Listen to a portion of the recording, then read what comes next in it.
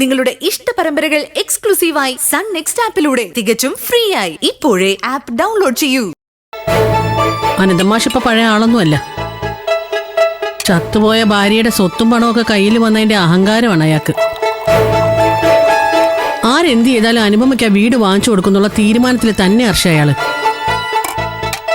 പോരാഞ്ഞിട്ട് മകൾക്ക് കൂട്ടായിട്ട് അവളുടെ അച്ഛനുണ്ടാവും എന്നുള്ള ഭീഷണി. ഓ, അപ്പൊ പഞ്ചരത്നത്തിൽ പോയി മാഷിനെ കണ്ടത് വെറുതെ ആയല്ലേ? വെറുതെ ആയിന്ന് മാത്രമല്ല, അയാൾക്ക് ജയിക്കാൻ ഒരു അവസരം കൊടുത്തതുപോലെയായി. നാളെ കഴിഞ്ഞ് വീടിന്റെ പ്രമാണം നടക്കും വർഷേ. അതവര് തീരുമാനിച്ചിരിക്കുക. മതി, രജിസ്ട്രേഷന്റെ കൃത്യമായ ഡേറ്റ് അറിഞ്ഞല്ലോ. മറ്റന്നാളല്ലേ? അതെ.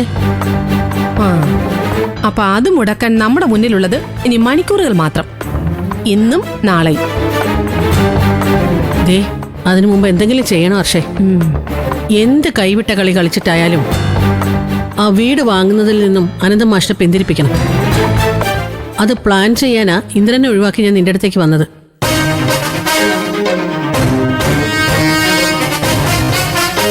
എന്തായാലും ഇന്നും നാളെയും ബാങ്ക് ഇടപാടുകളൊന്നും നടക്കില്ല.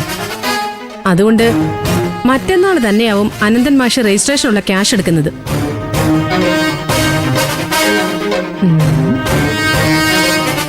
ആന്റി, നമുക്ക് അവസാന കൈയെന്ന നിലയ്ക്ക് മുരുകനെ വെച്ച് ആദ്യം പ്ലാൻ ചെയ്ത പോലെ ഒരു ശ്രമം നടത്തി നോക്കാം.